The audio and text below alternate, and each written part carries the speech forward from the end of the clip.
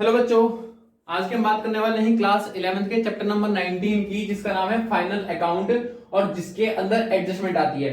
बच्चों मेरे हिसाब से आप लोग trading account, profit and loss, balance sheet में कौन सी चीजें कहां कहां पे कैसे कैसे आती हैं वो सारी चीजें हो जाती हैं, लेकिन कुछ स्पेशल चीजें जो नीचे एडजस्टमेंट में गिवन होती है उसमें से मैं आज आप लोगों के सामने कुछ डिटेलिंग करने वाला हूं।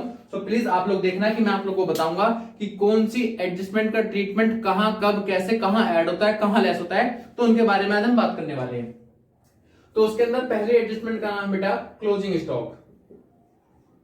क्लोजिंग स्टॉक, पहली बात एक ध्यान रखना, क्लोजिंग स्टॉक में कभी कभी क्वेश्चन के अंदर मार्केट वैल्यू और कॉस्ट दोनों वैल्यू गिवन होती हैं, ठीक है, लेकिन इसमें से कौन सी वैल्यू हम कंसीडर करके चलते हैं, जो इन दोनों में से लोअर होती है हम उसको कंसीडर करके चलते हैं। लिखते कहां कहां है बच्चों, हम लोग सबसे पहले क्या अकाउंट बनाते हैं, ट्रेडिंग अकाउंट। ट्रेडिंग अकाउंट के क्रेडिट साइड में लिखेंगे बाय क्लोजिंग स्टॉक। ये जो भी इन दोनों में से वैल्यू कम होगी उसको हम यहां पे लिख देंगे। पहला ट्रीटमेंट बच्चों ध्यान रखना कि जितनी भी एडजस्टमेंट गिवन होती है उसका एक डेबिट और एक क्रेडिट इफेक्ट हमेशा जो है जाता ही जाता है, यानी कि अगर कहीं प्लस हुआ है तो कहीं माइनस होगा, दो इफेक्ट हमेशा हर जगह जाएंगे ही जाएंगे, क्योंकि हम लोग बनाते हैं डबल एंट्री बुक सिस्टम के अंदर जो है डबल, यानी कि नाम ही क्या उसके अंदर डबल, यानी कि हर चीज का दो जगह ट्रीटमेंट होगा। क्लोजिंग स्टॉक एक आपका चला गया कहां पे, ट्रेडिंग अकाउंट के क्रेडिट साइड में, एक बच्चों चला जाएगा आप लोग का बैलेंस शीट में एसेट साइड में। क्या लिखोगे आप बैलेंस शीट में, क्लोजिंग स्टॉक। जितनी वैल्यू आप लोगों ने ट्रेडिंग अकाउंट के यहां लिखी होगी सेम वैल्यू आप लोग के यहां पर निकल कर आ जाएगी। ये हमारा क्लोजिंग स्टॉक का एक ट्रीटमेंट हो गया। दूसरा प्रीपेड एक्सपेंसेस। प्रीपेड का मतलब होता है कि कुछ खर्चे इस साल हुए लेकिन हमने उन्हीं खर्चों में आने वाले साल का भी कुछ थोड़ा सा एक्सपेंस ऑलरेडी एडवांस में पे कर दिया, जो कि हमारा इस साल का पार्ट नहीं है। तो आप क्या करोगे, ये हमारा ट्रेडिंग एंड P&L कहीं भी जा सकता है, ऐसा जरूरी नहीं कि वो वहीं जाएगा। और एक्सपेंस की बात हो रही है तो डेबिट में जाएगा कि जो भी पर्टिकुलर एक्सपेंसेस है, जैसे कि इंश्योरेंस प्रीमियम होता है, एडवांस होता है, तो आप लोग लिखोगे यहां पे एडवांस, सॉरी इंश्योरेंस। और इंश्योरेंस किसका आइटम है, प्रॉफिट एंड लॉस का। अगर यही बात वेजेस के साथ में होती तो वेजेस कहां होता है, ट्रेडिंग, तो इसलिए मैंने लिखा है कि जिस भी आइटम का एडवांस होगा उसी आइटम में से हम क्या कर देंगे, माइनस प्रीपेड, पी का मतलब प्रीपेड एक्सपेंसेस माइनस कर देंगे। जैसे कि यहां पे लिखा है 1000 रुपए और यहां पे लिखा है बच्चों 100 रुपए, माइनस करके यहां पे कितना आ गया 900। अब यही 100 आप लोगों की बैलेंस शीट में एसेट्स में चला जाएगा प्रीपेड एक्सपेंस के नाम से। कितने रुपए बच्चों, 100 रुपीज चला जाएगा। ये कुछ इस तरह की दो एडजस्टमेंट हो गई हैं, ठीक है, बस आप ध्यान रखना कि ये कहां कहां इसका ट्रीटमेंट जा रहा है। दो हो गई, तीसरे की बात करते हैं, क्या है, आउटस्टैंडिंग एक्सपेंसेस।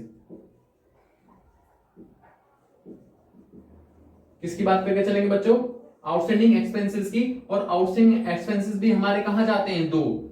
ये अगर आइटम पर्टिकुलर आइटम जैसे कि आउटस्टैंडिंग वेजेस गिवन है तो ट्रेडिंग में जाएगा, आउटस्टैंडिंग सैलरी गिवन है तो प्रॉफिट एंड लॉस में जाएगा, जिसका आइटम है वहीं जाके वो एडलेस हो जाएगा। और बात कर रहे हैं एक्सपेंस की, एक्सपेंस बोले तो डेबिट में टू, जैसे कि वेजेस है तो टू वेजेस। आउटस्टैंडिंग का मतलब होता है कि कुछ खर्चे इस साल बच गए जो कि हमने अभी तक एडवांस में पे, सॉरी हमने पे नहीं किए लेकिन पे करने बाकी हैं, तो हम क्या करेंगे, मान लो 1000 रुपए था और प्लस कर देंगे बच्चों आउटस्टैंडिंग वेजेस, कितने रुपए, 100 रुपीज। ये कितना हो गया आप लोग का 1100। दूसरा ट्रीटमेंट कहां जाएगा, आप लोगों को ये अभी पे करने बाकी हैं, तो बैलेंस शीट में लायबिलिटी साइड, एसेट्स में नहीं लायबिलिटी, क्या लिखेंगे, जितना ऐड हुआ है उतना ही यहां पे आउटस्टैंडिंग वेजेस के नाम से हमारा 100 रुपीज चला गया। एक दो तीन आइटम हो गए, बस यही करना है। उसके बाद इनकम रिसीव इन एडवांस। मान लो कि अगर आपकी कोई भी इनकम टाइम से पहले आप लोगों को मिल जाती है तो इसके भी दो ट्रीटमेंट, P&L बनाना, और आप सबको पता है इनकम है, इनकम रिसीव एडवांस, इनकम है, इनकम कहां होती है P&L के, डेबिट क्रेडिट साइड में, ठीक है। जैसे कि मान लो कोई भी इनकम है, इंटरेस्ट की इनकम है, 100 रुपए बन चुके हैं, प्लस सॉरी माइनस कुछ हमें एडवांस इनकम मिल चुकी है, तो इनकम रिसीव इन एडवांस 10 रुपए था मान लो, तो कितना आ गया ये 90, ये क्या हो जाएगा माइनस। और यही चीज 10 रुपए आपकी कहां चली जाएगी बच्चों, बैलेंस शीट में चली जाएगी। किस साइड में, लायबिलिटी साइड में, क्योंकि आपको इनकम टाइम से पहले मिल चुकी है। तो यहां पे माइनस कर देंगे, इनकम रिसीव इन एडवांस 10 रुपए हमारा चला जाएगा। ये हमारे 4 हो गए बच्चों। आप लोग चाहो तो इसे मेरी वीडियो को पॉज करके कॉपी भी कर सकते हो, कोई दिक्कत नहीं है।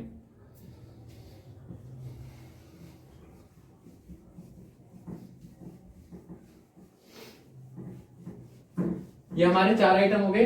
2 आइटम और बताऊंगा मैं आप लोगों को, अभी सुनो। इनकम रिसीव एडवांस हो गया था, और एक्रूड इनकम।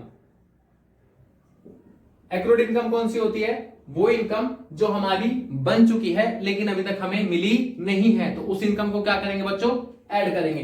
और बात किसकी कर रहे हैं हम, इनकम की। तो इनकम कहां आता है आप लोगों का, प्रॉफिट एंड लॉस अकाउंट में, क्रेडिट साइड में, जैसे कि लिखा हुआ है बाय इंटरेस्ट 100 रुपए। अभी जो है 10 रुपए और मिलने वाले हैं, मिले नहीं हैं, तो एक्रूड इंटरेस्ट के नाम से 10 रुपए ऐड कर देना, तो बाहर कितना चला जाएगा आप लोग का, 110 रुपए। अब यही 10 रुपए आपकी एसेट्स है, ये इस बार किस साइड आ जाएंगे बच्चों, ध्यान रखना यहां एसेट्स और लायबिलिटी हमेशा लिख रहा हूं मैं आप लोगों का, ठीक है। तो ये क्या आ जाएगा यहाँ पे, एक्रूड इंटरेस्ट के नाम से आ जाएगा आप लोग का 10 रुपए, ठीक है। एक यहां पे ऐड होगा और एसेट्स में चला जाएगा। वही बात करके चलें अगर हम डेप्रिसिएशन की। डेप्रिसिएशन क्या है हमारा, एक्सपेंस है, और एक्सपेंस कहां जाता है हमारा, सारे के सारे डायरेक्ट एक्सपेंसेस कहां जाते हैं, प्रॉफिट एंड लॉस अकाउंट के अंदर। तो debit side to depreciation on assets. Assets कोई भी हो सकती है, प्लांट, लैंड, बिल्डिंग, फर्नीचर, कुछ भी हो सकता है जिसके ऊपर लग रहा है। तो जितने रुपए मान लो कि बैलेंस शीट में कोई फर्नीचर गिवन था, एसेट्स में फर्नीचर गिवन था बेटा 1000 रुपए का, और 1000 रुपए का 10% डेप लग गया, तो डेप्रिसिएशन कितना लग गया, 100 रुपए। कैसे आया, 1000 रुपए का 10%, 100 रुपए निकल के आ गया। अब यही 100 रुपए आप इस फर्नीचर में से जाके माइनस कर दोगे 100 रुपीज को, तो बाहर कितना निकल के आ जाएगा आप लोग का, ये 900 रुपए निकल कर आ जाएगा। ये बात बच्चों आई थिंक समझ में आ गई होगी आप लोग को। अब इसके आगे जो एडजस्टमेंट बची है, इसके लिए आप लोग मेरी दूसरी वीडियो जो है मैं जो बनाऊंगा आप लोग के लिए, वहां पे आप जाके रेफर कर सकते हो। तो जिन बच्चों को मेरी वीडियो पसंद आई हो, तो प्लीज वीडियो को लाइक कर देना और चैनल को सब्सक्राइब करके भाई जरूर जाना, ठीक है। सो आज के लिए इतना ही बहुत है। So thank you, tata, bye bye, see you.